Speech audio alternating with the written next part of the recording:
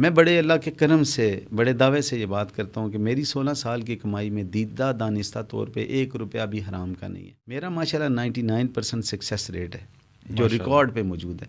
اب 99% success rate کی سب سے بڑی وجہ یہ ہے کہ میں پہلے خود سیکیورٹی کرتا ہوں. اتنے کیسز واپس کرتے ہیں، جو کیس نہیں بنتا وہ ہم واپس کرتے ہیں، ہم وہ کیسز نہیں لیتے. عام پبلک میں اور عوام میں ایک رائے پائی جاتی ہے، اس حوالے سے سوال کرنا چاہ رہا ہوں، بڑا سخت سا ہے لیکن پھر بھی پوچھنا چاہوں گا.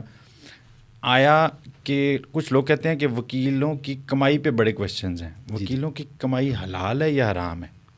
جی دیکھیں، یہ آپ کسی بھی کمائی میں اگر وہ جو اس تقاضے پہ وہ اخلاقیات کے خلاف ہے، شریعت کے خلاف ہے، قانون کے خلاف ہے، ان اصولوں کے خلاف ہے، ایتھکس کے اگینسٹ ہے، تو وہ کمائی کسی طرح بھی حلال نہیں ہے.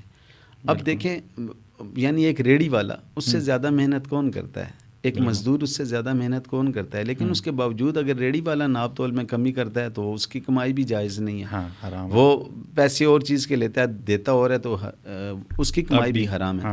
سملرلی جو لیبر ہے وہ سارا دن بیچارہ دھوپ میں کام کرتا ہے، لیکن اگر وہ اس میں بھی ڈنڈی مارتا ہے، حتیٰ کہ وہ نماز کے لیے جاتا ہے 10 منٹ کے لیے اور آدھا گھنٹہ لگا کے آتا ہے، تو وہ بھی حرام کے زمرے میں آتا ہے. سملرلی ہمارا پروفیشن بھی عام پروفیشن کی طرح ایک پروفیشن ہے، لیکن اس میں یہ ہے کہ یہ انڈیویجول پہ ڈپینڈ کرتا ہے کہ اس نے حلال کمانا ہے یا حرام کمانا ہے.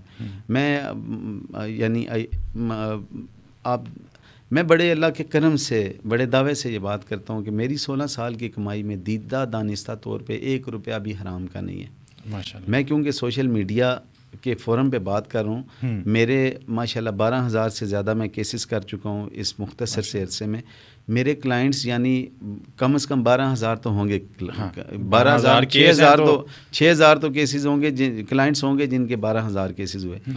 وہ دیکھ رہے ہوں گے پروگرام. میں یعنی اللہ کے فضل سے یہ بات کر رہا ہوں کہ وہ کامنٹ کر سکتے ہیں. میں انہیں آفر کرتا ہوں کہ کبھی انہوں نے دیکھا ہو کہ میں نے ان سے جو بات کی ہو اس بات کے مطابق نہ ہو. ہم کتنے کیسز واپس کرتے ہیں، جو کیس نہیں بنتا وہ ہم واپس کرتے ہیں، ہم وہ کیسز نہیں لیتے. سملرلی مجھے یہ پتہ چل جائے کہ یہ بندہ رائٹ پہ نہیں ہے تو اس کا بھی کیس ہم نہیں لیتے.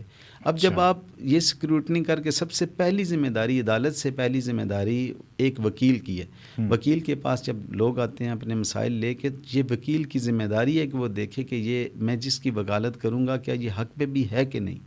اور ہم دیکھتے ہیں کہ جہاں ہمیں کسی کا کلیم جھوٹا لگتا ہے اور یہ پتہ چلتا ہے کہ وہ کسی دوسرے کو تنگ کرنے کے لیے یہ کیس کر رہا ہے، تو ہم وہ کیس ہی ریفیوز کر دیتے ہیں. ایسی صورت میں اب حرام نہیں آتا. حرام اور حلال میں جو فرق ہے نا، وہ یہ ہے کہ بڑا مائنر سا فرق ہے. وہ مائنر سا فرق یہ ہے کہ ایک بندے کا ریلیف نہیں بنتا اور میں اسے یہ کہتا ہوں جی آپ کا تو، جیسے وہ کہتے ہیں نا کہ وکیل انکار نہیں کرتا کیس کرنے سے. اب اس کا کیس نہیں بنتا اور اسے میں کہتا ہوں جی میں آپ کا کیس کرا دوں گا، اور مجھے پتہ ہے کہ وہ کیس نہیں بنتا، تو یہ میں اس سے جو پیسہ کما رہا ہوں یہ حرام کا ہے.